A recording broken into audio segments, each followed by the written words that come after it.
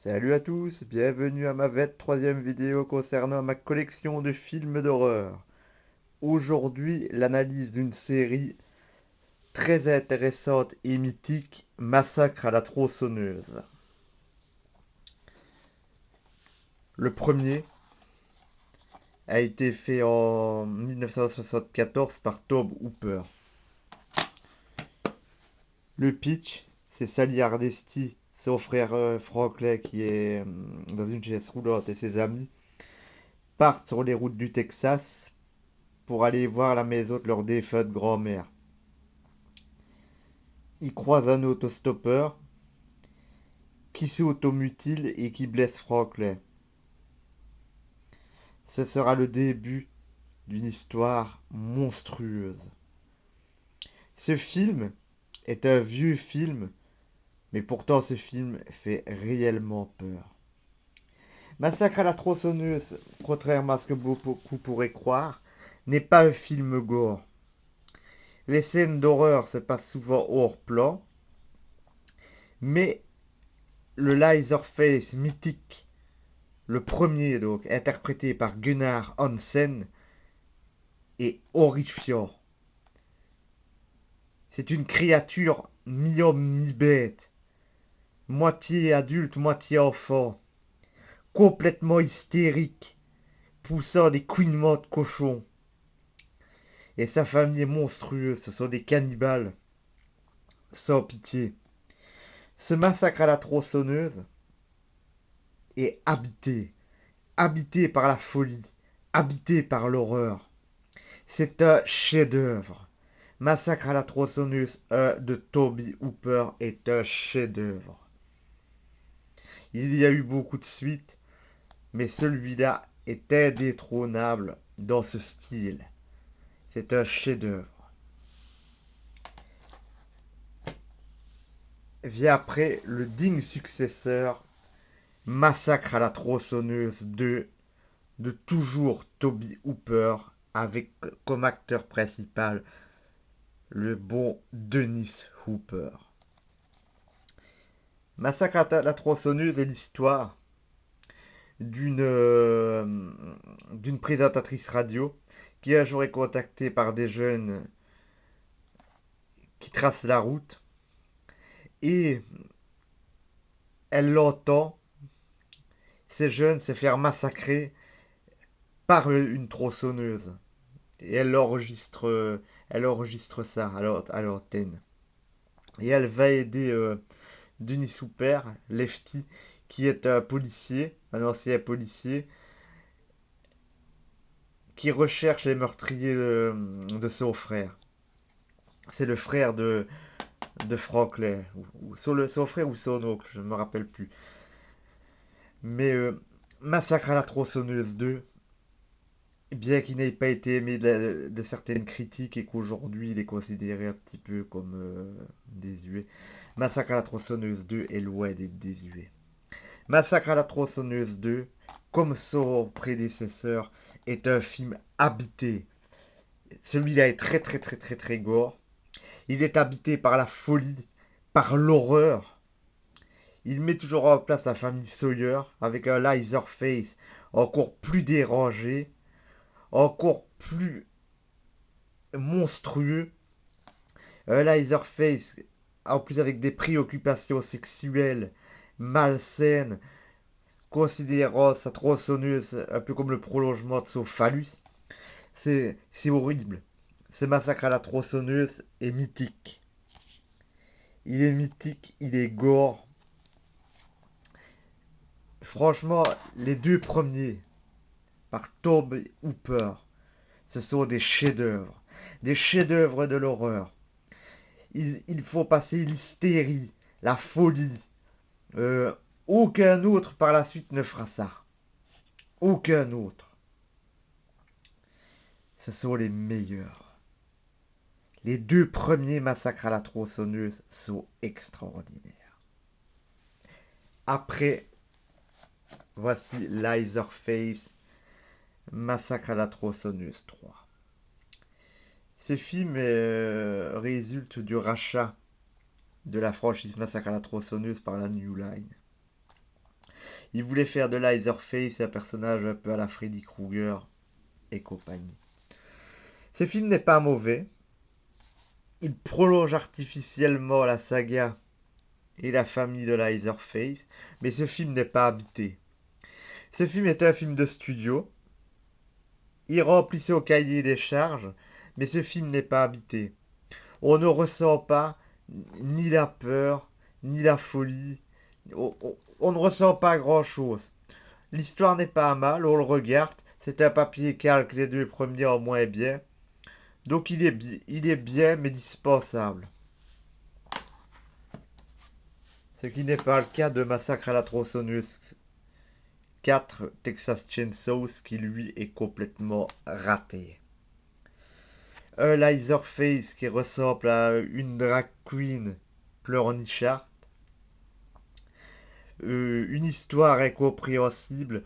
Des seconds couteaux ridicules comme Matthew McConaughey dans le rôle de Vilmer. Une sorte de psychopathe activant sa jambe avec des télécommandes de télévision. Cette suite est franchement dispensable. Et même si elle a une ou deux scènes intéressantes, à moins que vous ne la trouviez à 50 centimes chez Cash Converter, ne l'achetez pas. Un beau conseil.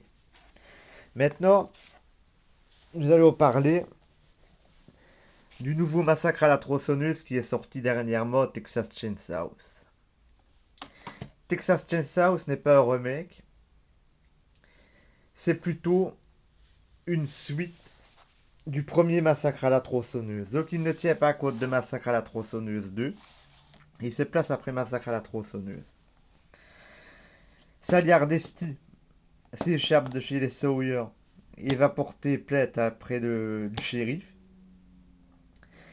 Et le shérif, accompagné d'une bande de villageois déchaînés, débarque chez les Sawyer, demande la tête de Leatherface et puis commence à mitrailler la famille Sawyer. Des années après, une fille reçoit une lettre de notaire lui parlant du décès d'une grand-mère qu'elle n'a pas connue. Elle apprend qu'elle a été adoptée et elle se rend dans la ville où a eu lieu le massacre. Et dans la maison de sa grand-mère, il y a une grosse porte blindée fermée par un cadenas et derrière il y a un secret de famille très lourd. Que dire de ce Texas Chainsaw? Le film est bon. Le film est bon parce que on y voit quand même l'amour du premier Massacre à la tronçonneuse et la volonté de lui donner une suite, bien qu'une suite existait déjà.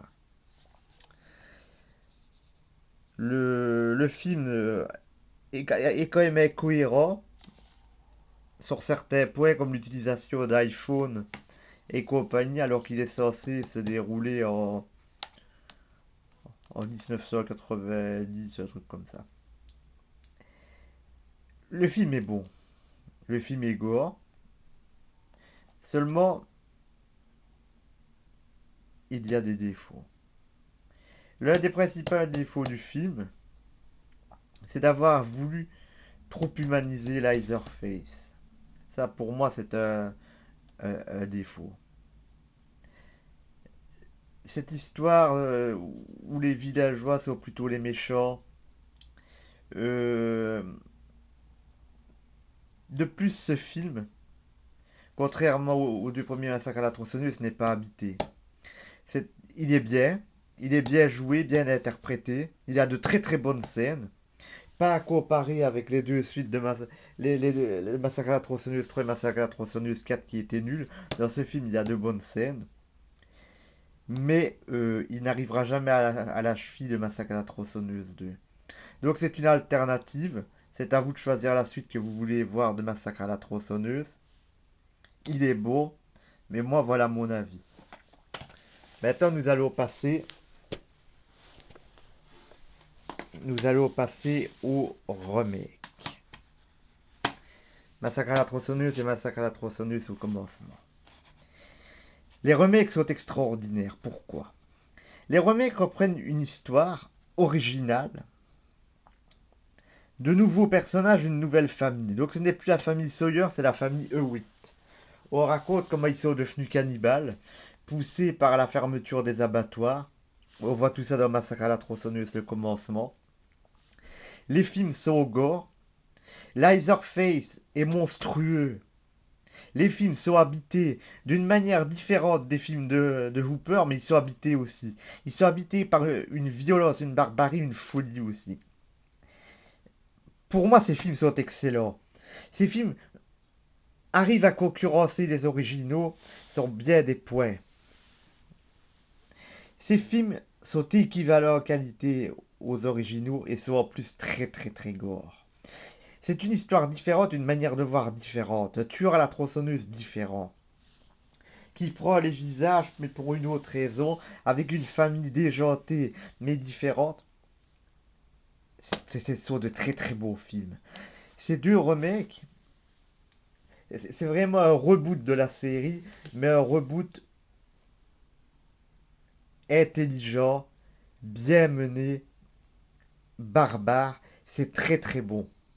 Je les ai préférés au Texas Chainsaw qu'on a sorti dernièrement. Ces deux-là sont vraiment excellents. Et franchement, pour moi, ce qui est indispensable à voir, c'est ça. Voilà. C'est les deux premiers de la première de la franchise d'Hooper et les deux autres du remake. Ce sont deux histoires différentes. Vous n'aurez pas de redite. Je vous le dis bien. Comme pour Halloween, vous n'aurez pas de redite. Ce sont deux univers différents. Deux folies différentes. Deux directions artistiques différentes. Ceux-là sont près d'une hystérie, d'une folie incontrôlée. La famille est frappadègue, mais d'une manière monstrueuse. Là, ils sont fous, ce sont des psychopathes aussi, des cannibales.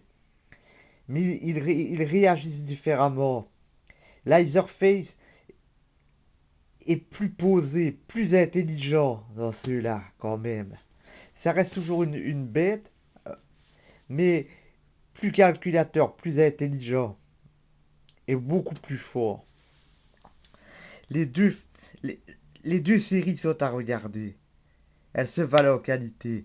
Pour ce qui est des suites que je vous ai montrées, donc celui-là, et même le dernier Texas Chainsaw, mais c'est pas nécessaire.